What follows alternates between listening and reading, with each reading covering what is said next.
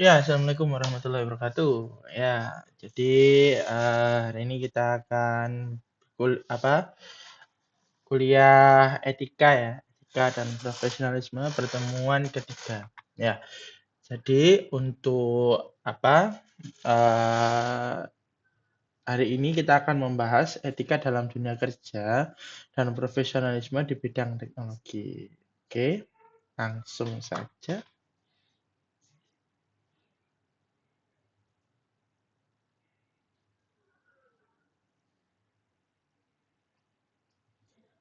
Oke,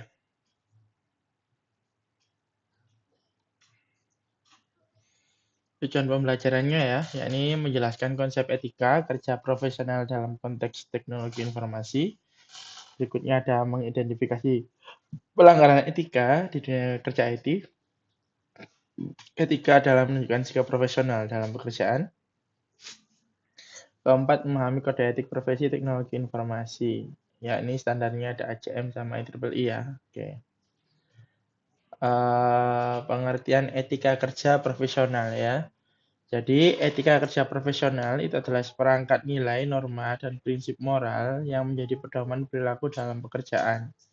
Jadi ini saya bahas ya di pertemuan ke-1 dan kedua, tapi saya ingatkan kembali ya. Jadi, etika kerja profesional itu adalah nilai ya, nilai, norma, dan prinsip moral. Nah, ciri-cirinya adalah yang pertama integritas dan kejujuran. Apa itu integritas? Integritas itu adalah bagaimana dia itu konsisten ya kan, konsisten atau dia itu eh, tuntas ya kan, ya, ngomong tuntas dalam melakukan sebuah pekerjaan. Jadi orang yang punya integritas dia itu akan menyelesaikan tugasnya itu sampai selesai, ya kan itu. Dan juga kejujuran. Nah, ini penting ya. Jadi kalian sebagai mahasiswa Unusida ya harus bisa amanah atau jujur ya dalam melakukan apapun, ya kan? Salah satunya adalah dalam bidang pekerjaan. Ya, oke, sebentar.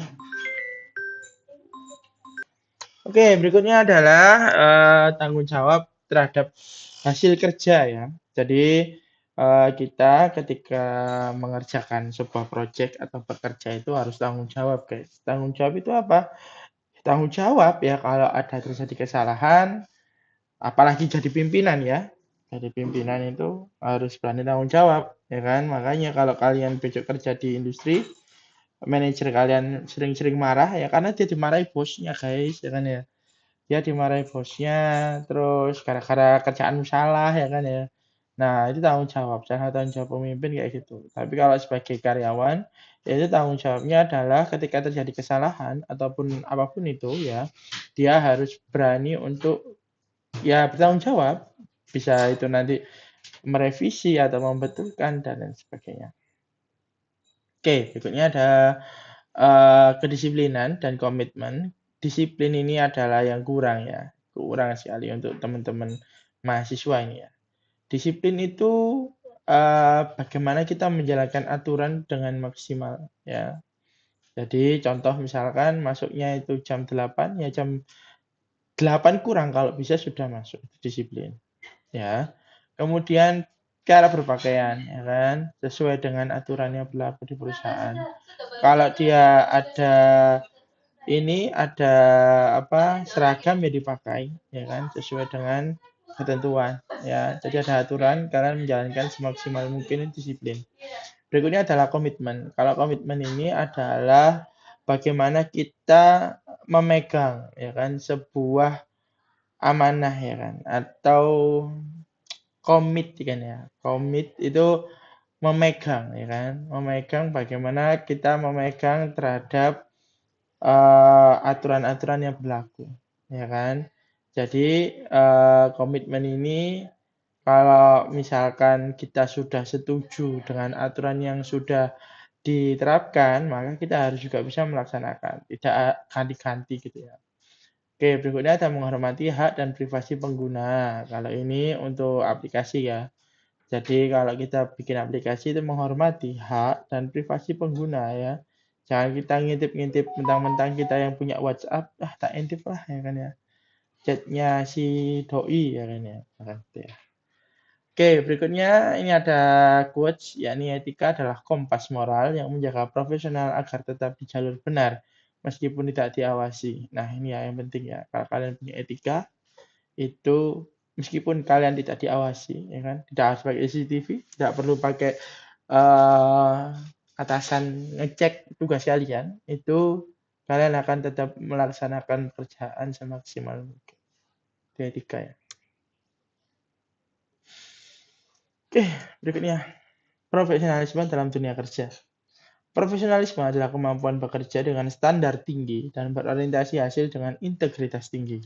Jadi namanya profesional ya. Jadi kalau kita ngomong tentang oh orang itu profesional, berarti bagaimana? Kenapa kok orang itu disebut profesional? Profesional itu adalah seseorang yang mengerjakan sebuah pekerjaan ya dengan standar yang sangat tinggi, ya kan? Bukan asal-asalan kerjanya, misalkan, ya kan ya. Kalian membuat sebuah aplikasi, ya kan ya. Nah, kalau kalian tidak profesional, maka hasil aplikasinya ya kayak tugasnya anak SMK kayak gitu. Tapi kalau profesionalismenya tinggi, maka dia akan membuat sebaik mungkin dengan standar yang benar-benar tinggi. Makanya orang yang profesional itu bayarannya mahal, guys, ya kan? Karena yang dibeli adalah skill dan pengalamannya, ya kan? Jadi profesional ini tidak datang ketika kalian alah barusan kerja satu dua kali sudah profesional, enggak. Tapi itu dibentuk oleh pengalaman, ya kan? Dengan jam terbang tinggi, ya kan?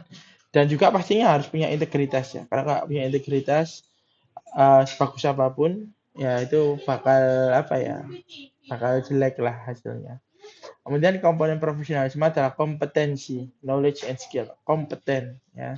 Jadi kalian lulusan ya IT, informatika Unusida harus kompeten ya. Kompeten tidak harus di whole sistem komputer. Jadi kalian pilih aja yang cocok buat kalian ya kan. Ada di sini ada jaringan, ada pemrograman, ada game, ada aplikasi. Salah satu aja. Jadi itu yang menjadi kompetensi pembeda kalian dibandingkan dengan lulusan Eskom lainnya. Itu kompetensi ya. Dan yang kedua, tanggung jawab dan dedikasi. Kembali lagi tanggung jawab dan dedikasi. Ketiga, komunikasi efektif dan kolaborasi. Nah, ini ya, jadi public speaking itu juga perlu meskipun kalian lulusan sarjana komputer. Karena kebanyakan orang itu tidak bisa berkomunikasi secara efektif, ya kan? Ada yang pinter ngomong, omongan yang bulat, ya kan ya. Bulat aja dia ngomong ngalor ngidul dan seterusnya, tapi tidak ada intinya. Komunikasi efektif itu adalah bagaimana kita menerangkan sebuah sesuatu dengan kata-kata yang minim. Itu efektif, ya kan?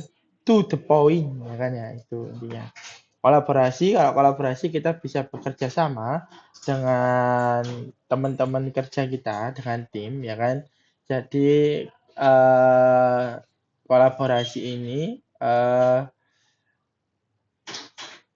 harus ini ya, intinya kita harus sadar diri, sadar posisi lah ketika kita bekerja dengan orang, jadi kita harus bisa untuk berkolaborasi.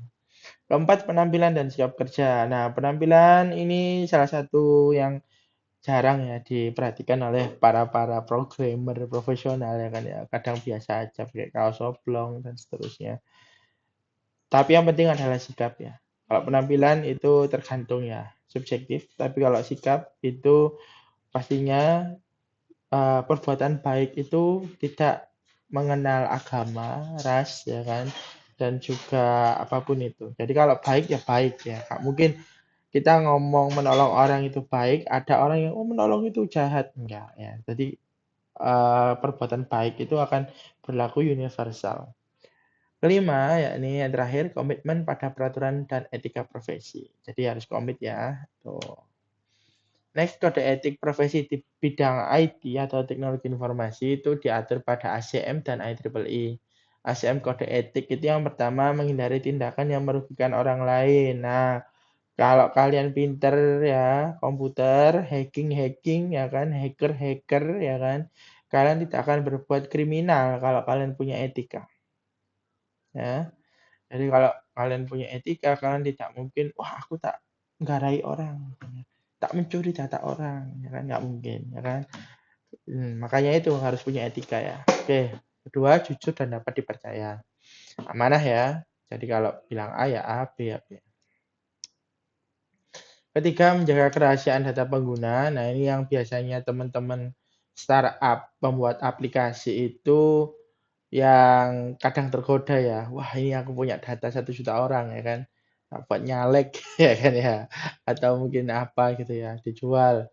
Biasanya itu kalau di counter itu ya. Ya, itu di counter itu kan kalau biasanya kan kita nulis nomor telepon nih, ya nomor telepon. Nah, nomor teleponnya itu biasanya dijual ke iklan ya kan kayak gitu. Jadi makanya kita dapat SMS iklan itu ya kan. Butuh dana cepat, nah dan seterusnya. Itu ya. 4, memberikan kontribusi bagi kesejahteraan masyarakat, ya kan. Jadi kalau bisa kita di dalam dunia kerja itu harus memberikan kontribusi. Meskipun kita bekerja di bidang aplikasi, aplikasi kita usahakan memiliki kontribusi positif di masyarakat ya. Dan kelima, meningkatkan kompetensi diri dan menghargai rekan kerja. Kalau di dunia IT kita harus tetap terus meningkatkan kompetensi diri ya. Jadi kita harus selalu mengupgrade diri karena di komputer, di dunia komputer kita itu akan ini ya, terus ya. Jadi perkembangan teknologi itu sangat cepat ya. Bahkan saya sendiri itu masih tetap belajar sampai sekarang ya. Belajar, belajar, belajar, belajar, belajar. Kemudian IEEE Kode Etik memiliki prinsip serupa, ya kan? Tadi kan ASN, sekarang IEEE itu ramah integritas, tanggung jawab, dan keadilan sosial. Pelanggaran etika di dunia kerja IT. Contoh pelanggaran plagiarisme kode program. Ini maksudnya ini ya, kolon, ya kan? Jadi kalau misalkan kalian sudah ada sebuah aplikasi Tokopedia misalkan, nah kalian hacking nih, ya kan, jago, kalian mencuri source kodenya, terus kalian buat Tokopedia baru, tapi diganti ya kan ya. Bukan Tokopedia tapi toko kita gitu ya misalkan. Tapi sama komponen sama semua itu nggak boleh. Apalagi kemarin saya sudah bahas ya bahwa kita baru bisa klaim hak cipta itu kalau misalkan sebuah aplikasi itu sudah didaftarkan di HKI dan punya fungsi tertentu seperti itu. Dan penyalahgunaan data leak. Nah, ini nggak boleh ya. Jadi ini bukan kayak Bejorka ya. Kalau Bejorka itu mencuri data. Kalau penyalahgunaan data pengguna itu kalian buat aplikasi, ada banyak data pengguna di sana, ada alamat, nomor telepon dan seterusnya. Nah, kalian salah gunakan. Contoh misalkan untuk dijual di jasa periklanan, ya kan. Kemudian kalian gunakan untuk nyepam dan seterusnya nggak boleh. Kecurangan jam kerja remote. Nah, ini kalau kita di IT itu ada sistem kerja yang namanya sistem kerja remote. Sistem kerja remote itu kita tidak harus datang ke kantor, tapi kita kerja di orang Amerika misalkan. Ya udah, kita by project ya. Jadi kita tidak diawasi, tapi antara jam sekian sampai jam sekian itu harus masuk, itu remote ya kan. Kemudian manipulasi laporan proyek. Nah, ini nggak boleh ya. Kayak ini, e-fishery itu ya, e-fishery. Jadi startup e-fishery itu memanipulasi laporan keuangan. Nah, nggak boleh itu, ya kan akhirnya sekarang dia di penjara karena dia dapat investasi, kemudian dia laporan ke investor bahwa dia untung sekian sekian sekian padahal nggak sampai segitu. Ya, menyalin karya tanpa izin tadi sama ya. Pelaku pelanggaran dapat kehilangan reputasi profesional bahkan terkena sanksi hukum. Tuh. Etika digital dan tanggung jawab sosial ya dalam era digital tanggung jawab profesional IT mencakup etika penggunaan media sosial, etika privasi dan keamanan data, etika dalam pengembangan AI, sama dampak sosial dari produk teknologi. Ini ya. Oke, etika kolaborasi dan komunikasi di tempat kerja. Gunakan bahasa profesional dan sopan, hormati pendapat rekan kerja, hindari konflik kepentingan, jaga kerahasiaan dokumen, beri kredit pada kontributor. Terima kasih ya untuk pertemuan etika dan profesionalisme ya. Cukup sekian ya. Jadi tetap ya nanti kerjakan